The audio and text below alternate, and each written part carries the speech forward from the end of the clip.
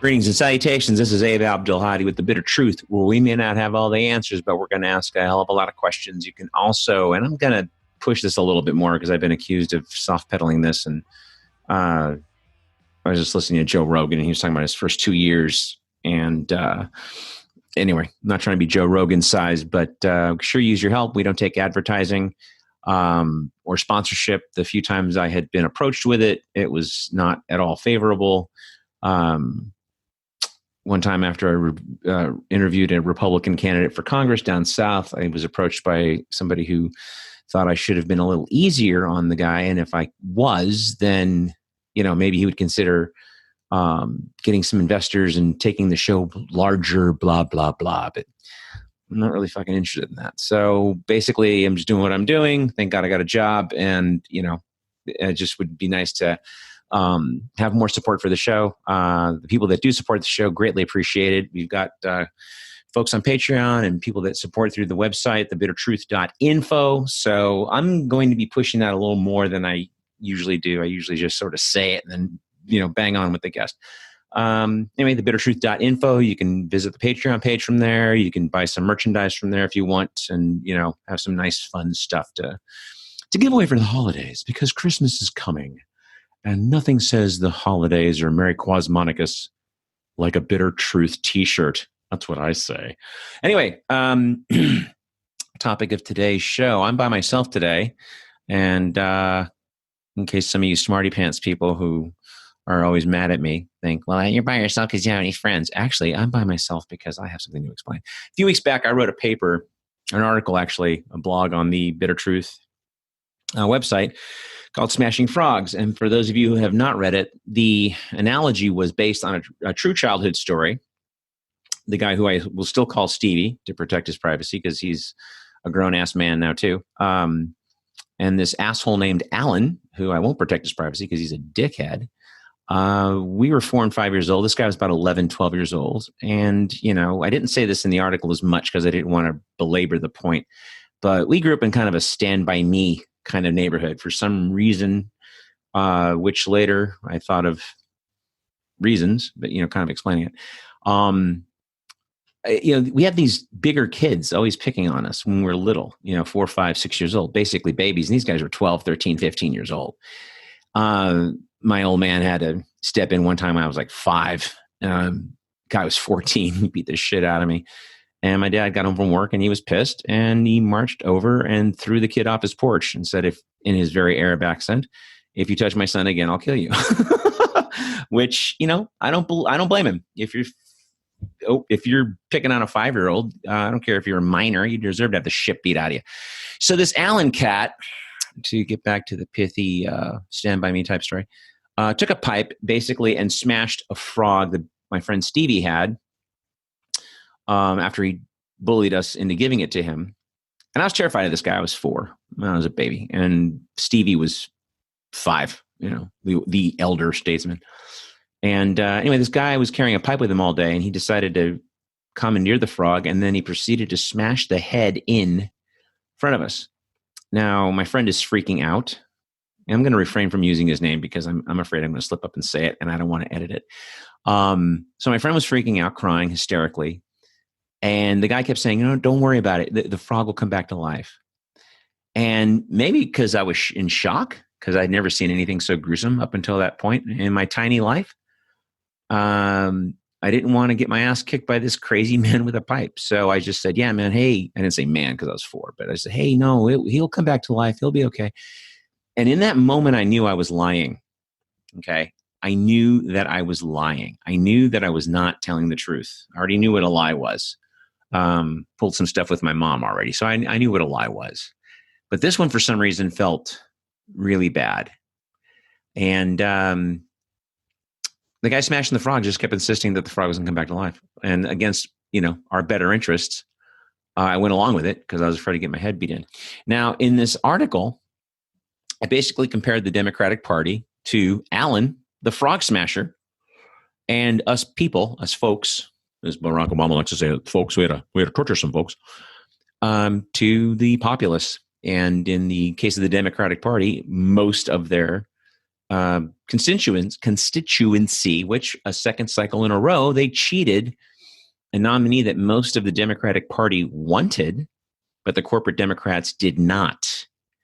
And to give you an example, the private prison stocks went up when Kamala Harris was announced to be the VP candidate by Joe Biden. Private prison stocks went up. And if you don't know why that is, and you think it's super duper that she's a black woman on a major party ticket, she's a cop. She's a fascist cop. I make the point in the paper that not only was she a human speed bump in the investigation against the Catholic Archdiocese of San Francisco in hundreds of pedophile cases, she refused to let prisoners out of prison after being sued twice by the federal government for overcrowding, saying that it would affect the prison labor force, 40% of whom are California, 40% of California state firefighters are prisoners, not to mention everyone else that makes thongs for Victoria's Secret and phones for AT&T and McDonald's uniforms and Army uniforms. And, some of them act as call centers. Michael Bloomberg, if you recall, got busted using a prison system call center where prison labor was being paid, I think, 50 cents an hour to call and canvass for Michael Bloomberg. So it goes on and on and on. And people virtue signaling on what a good man Joe Biden is. Wall Street flat out said that they would back him and not back a Bernie Sanders, period. So I don't know what more you need to know, but I'm going to tell you some more that you need to know. In the article, I make the point that he has stated this. And by the way, I'm going to preface what I'm going to say to you now, that this isn't mistakes. This isn't, when people say, oh, he made mistakes in his past, he's sorry. I guess that could apply to Tex Watson, who murdered all those people for Charles Manson because he was told to. I guess that was in the past. So it was a mistake. We should just let him out of jail. It was a mistake. Dropping your phone in the toilet, as Cindy Sheehan has said before, is a mistake. Dating that wrong chick when you had a feeling, but she was good in bed, that was a mistake. And that's from personal experience. I don't know anybody personally that does that but me. So yeah, those are mistakes. Sins, egregious errors, war crimes, those are not mistakes.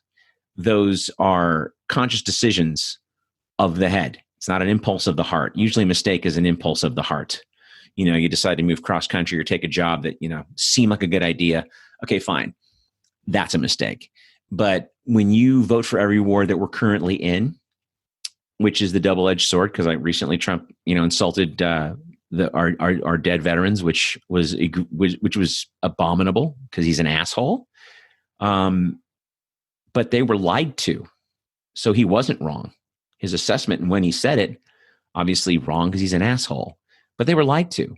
We lied to these kids who volunteered. There's no more draft.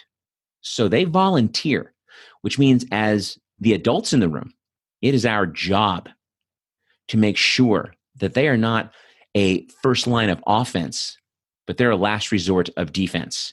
Meaning we don't just go willy-nilly into any country we feel like where we want to just take their shit, which, by the way, that's what we've been doing. And then saying that it's for some noble reason. You don't bomb people into human rights, right? You don't sanction and starve people into democracy. That's not what happens. That's not how it works. And anybody that is astute in political theory at all can tell you that. But if you just watch television, then you believe that Libyan rape squads on Viagra were roaming the countryside and just raping women, which was bullshit. Biden voted for that one too, along with Hillary Clinton, whose idea mostly it was. But Iraq, Afghanistan, what we're doing in Yemen, Sudan, which just made a deal with Israel, interestingly enough, and I'm going to get into that with my next guest next week. But all of that to say, he's voted for every illegal war that we are in. He wrote the crime bill. Okay. To be specific, he wrote the crime bill. If you don't know the crime bill from the phone bill, I'm going to tell you now. The crime bill is why we have the modern prison system. It's always been some form of indentured servitude. The prison system has always been some form of, bullshit where you put a guy in jail for stealing a loaf of bread for 30 years, and then the state can rent him out to other farms for super cheap. That's how we kept slavery going for another 80, 90 years after we made slavery illegal in this country, was because we didn't make it illegal. And if you read the 13th Amendment, you'll see that there is a line in there that specifically says you can have prison labor work for free. I'm paraphrasing. That's it. So that's what we've been doing. Biden's crime bill crystallized that and made it into a full-blown business where private corporations were building prisons and leasing beds to the state and putting prisoners in that. So when you have a bunch of beds being leased by the state, guess what happens? And Biden's crime bill made 53 more things a death penalty violation. I mean, I don't know how many things you got to make a death penalty violation into. Pretty much murder. I think that's it. And, that's a whole other topic. You want to talk about the death penalty specifically, but I don't know why we need 53 of them. You take crack and you make it a Schedule 1 narcotic, but powdered cocaine is a Schedule 3 narcotic. Marijuana is a Schedule 1 narcotic, but powdered cocaine is a Schedule 3 narcotic. Not a mystery there. Clinton and Biden both had buddies, banker buddies specifically, doing blow off of hookers' asses, and don't want to put them in jail. So you give them a slap on the wrist, as long as it's under a certain amount of cocaine. And that's it. So these are things that he has done as a grown-ass man. He wasn't a freshman at, wherever he went to school, University of Delaware, Penn State, wherever the fuck he went to school. He wasn't a freshman. He did this as a grown man in his 50s. The crime bill was something specifically he did that went after poor black and brown people. And you could just YouTube his speeches on the floor of the Senate, where he's talking about these kids and he's calling them predators. Later, Hillary took the term super predators, which he also invented, but never said it in public. So there's that. He wrote the Patriot Act, which was draconian at best. Even Janet Reno was about it. And the Patriot Act basically sat for 7 years, being added to. But nobody wanted to pass it because it seemed like it was too much of an invasion of our rights. It basically suspends the 4th, 5th, and 6th Amendments of the Constitution, right? Well, 7 years later, Christmas came early, and nobody asked why a 3,000-page bill was done in a week. Maybe because it took 7 years to do. That bill got passed because no one wanted to look soft on terrorism. Okay, Barbara Lee was the only one that spoke out against that, as she did against the Iraq War, as she did against going into Afghanistan without a full investigation as to what was going on. Because we didn't go into Pakistan or Saudi Arabia. And if you remember, those countries were the guys who were behind 9/11, even according to the 9/11 Commission report, right? What else won't Biden do? Biden said he won't end fracking. Why not? Because his boss increased fracking and drilling in this country by 88%, leaving 2,000 cities with worse water than Flint, Michigan. If you watch the first debate, Chris Wallace asked Joe Biden about the Green New Deal, and he said it was great. It would pay for itself in no time. It would create 20 million jobs, all this stuff. So Chris Wallace said, "Oh, so you support the Green New Deal?" And he goes, No, I don't support the Green New Deal, because that's as much truth as he's going to get to tell without pissing his donors off. He's going to increase defense spending. Number one polluter in the world is the United States military. He's going to increase defense spending, basically war spending. And why? Because that's what Raytheon wants. That's what Halliburton wants. No other country is beholden to their corporate donors like we are. That's a fact. And you should start looking around, because a Medicare for all bill is not like I want a pony. Every industrialized country in the world has it. I just read a thing the other day. Ethiopia gives you 90 days for parental leave if you have a job in Ethiopia. I mean, even poorer countries do things like vacation time mandatory. You make $22 an hour at the McDonald's in Sweden, and you start off with contributions to a pension that the government also matches, and you also start off with, I think it's like 40 days vacation in the first year, working at McDonald's. Here, we got people working 2 and 3 jobs, and it's not because they're lazy. And the derision that people have, or that is lobbed at people who work in fast food or work in the service industry, I don't know where this hatred came from. Everyone's got to make a living. Maybe they chose a different path, that person, whatever, and they're doing it for a while, or maybe this is something they like to do because it's flexible and they got other things they want to do. Maybe they're a writer, maybe they're a published author. I mean, I worked in LA in restaurants, and I remember more than a handful of times, people I was working with. I used to know a girl that created Charmed before Charmed was a TV show, and she was working at my restaurant. And then one day she put in her 2 weeks because she was a nice person, because she just sold her show. Charmed. And here she was, cute little blondie pants. I had no idea that she was even doing that. We would talk, and she said she was a writer, but she didn't get too much into it. I didn't know she had an agent. I didn't know she had written and sold a couple of scripts, but kept waiting tables because she didn't want to spend her script money, which makes absolute sense, right? Anyway, we lob this derision and scorn at these people, and well, they should just get a better job. Interesting, when we have shipped our jobs overseas, especially the last 30 years with NAFTA, and for you Trump fans who bitched about NAFTA, the USMCA is NAFTA on steroids. And if you think the USMCA is super duper, you're a fucking idiot, because it is not. It is NAFTA on steroids. It's a red NAFTA because you didn't like the blue NAFTA. Jobs aren't coming back to Pennsylvania. No jobs have come back since Trump has been president. Obama finished the job and killed unions in this country. But let's go back to Joe Biden, who will not sign a Medicare for All bill, because I digress. He also won't institute a UBI. Every country, every industrialized country in the world during the pandemic either instituted or increased an existing UBI. And instead of giving $5 trillion to their corporate buddies, they told Mercedes, hey, we're going to guarantee your paychecks for 80%. That's it. We're not giving you money. You guys should have enough savings. You've heard that before, right? Well, if you saved enough, you wouldn't be stuck. Well, then, God damn it, Chase Manhattan Bank doesn't need a bailout because they've got more than enough money from the last two bailouts. They shouldn't be stuck. And we're giving all the banks $1 trillion a day. People are like, oh, my stocks went up. Well, then you like welfare, because the stock market is propped up by taxpayer money. That's a fact. If you don't like it, well, then you should read up on it. And then you can email me and tell me how wrong I am, and I'll point at you and laugh. Biden will not change the prison system he invented. I already mentioned that. He told his banker donors nothing about their lives will change. Isn't that interesting how he came in with the administration of transparency, how they were going to protect whistleblowers. Obama jailed 8 of them, chased a couple out of the country. And on top of that, Obama put more whistleblowers in jail than any president since Wilson in 1917, when the Espionage Act was first signed. He's jailed more whistleblowers combined than any president, right? He's also deported more people than anybody. Trump can't even get half of that number done at this time in his presidency compared to Obama, because nobody likes Trump. The LA County sheriffs are letting people go and not calling ICE and not calling the FBI. They're not the only ones. I live in Travis County here in Austin, Texas. Same thing. Now, again, this is my point in all of this. By choosing Kamala Harris, another cop who has put the parents of truant kids in jail, thinking it's funny. I've seen her speak on this on a few clips of this. She thinks it's hilarious. She has withheld evidence to free an innocent man, trying to put him in the pokey for murder. She's not a good person. She's a fascist. She is a cop. She refused to indict Steve Mnuchin.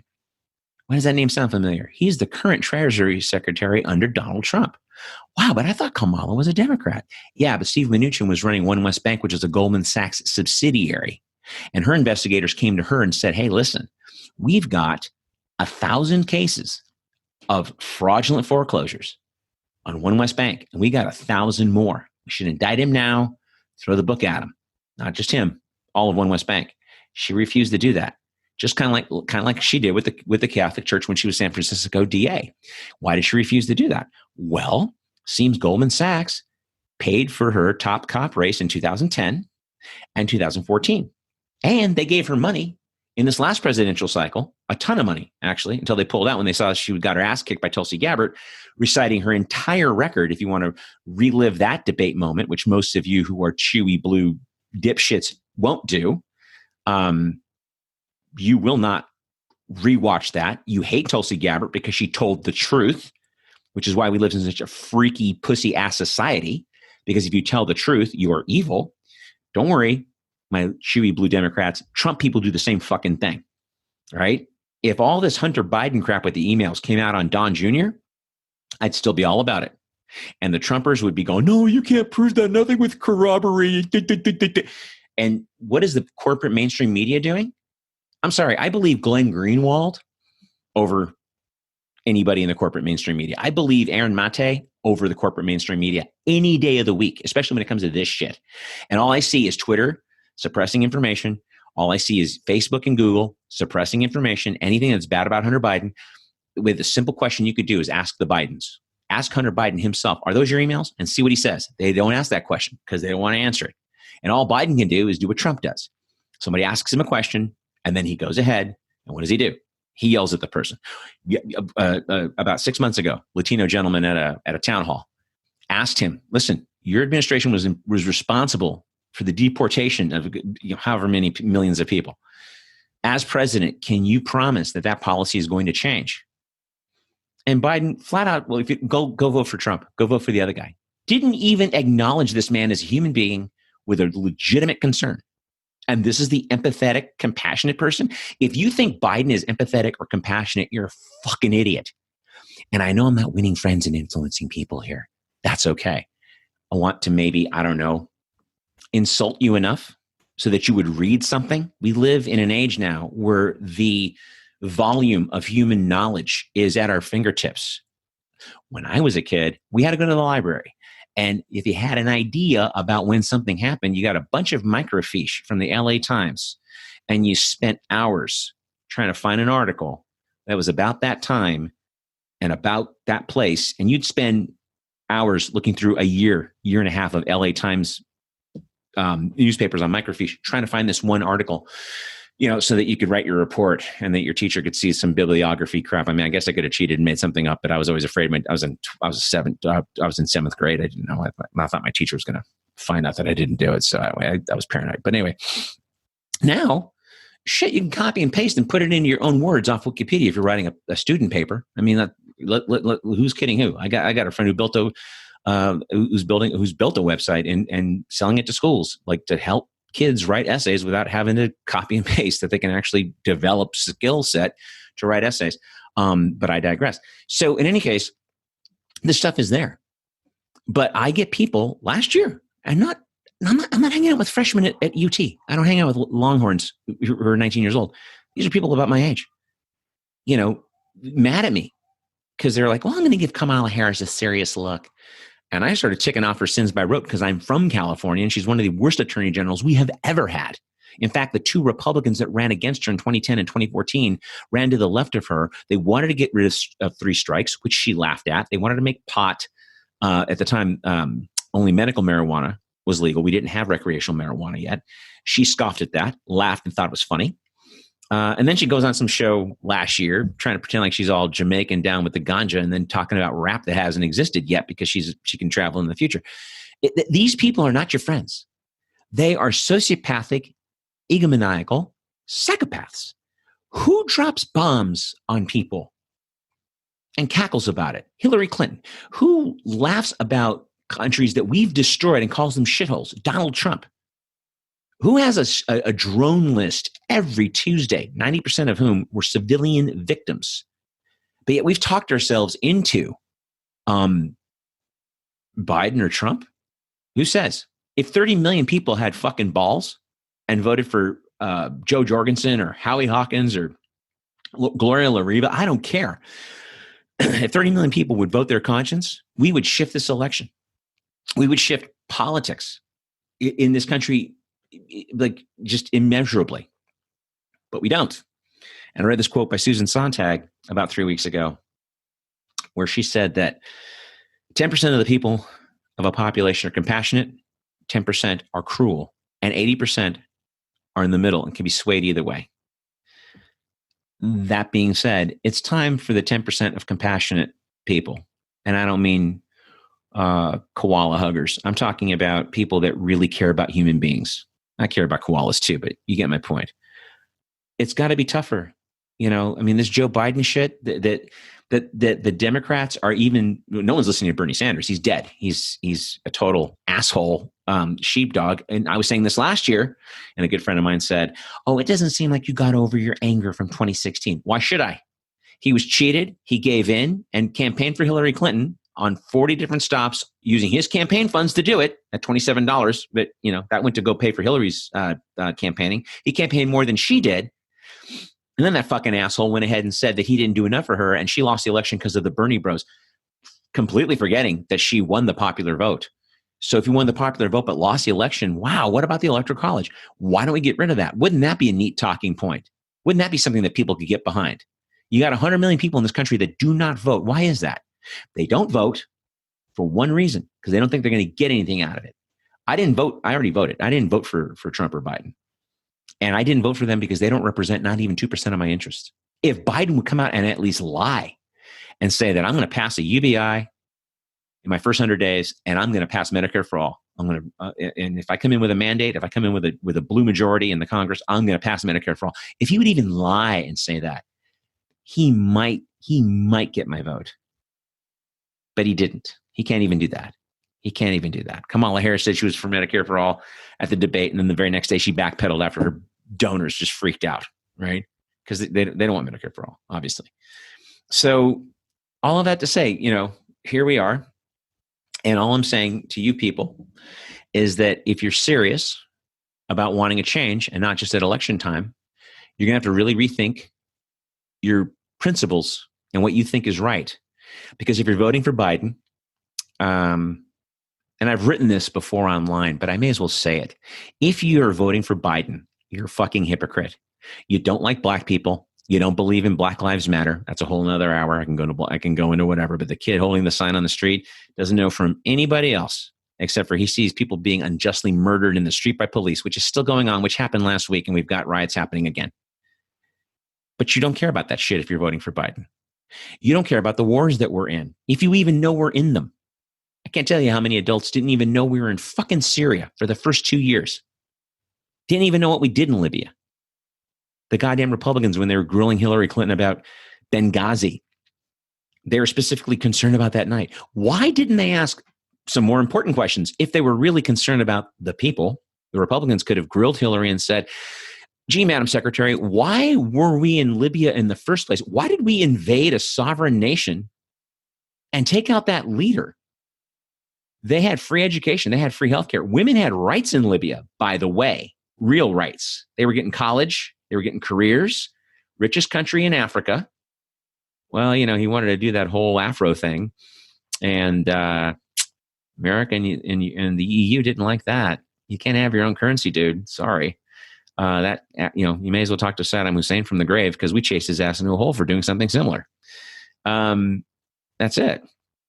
That's it. You don't care about the wars that we're in. If you know about the wars that we're in, Biden voted for those, but you don't care. You don't care that we bomb black and brown people. You don't care that we drop refrigerators on 3-year-olds in Yemen. You don't care.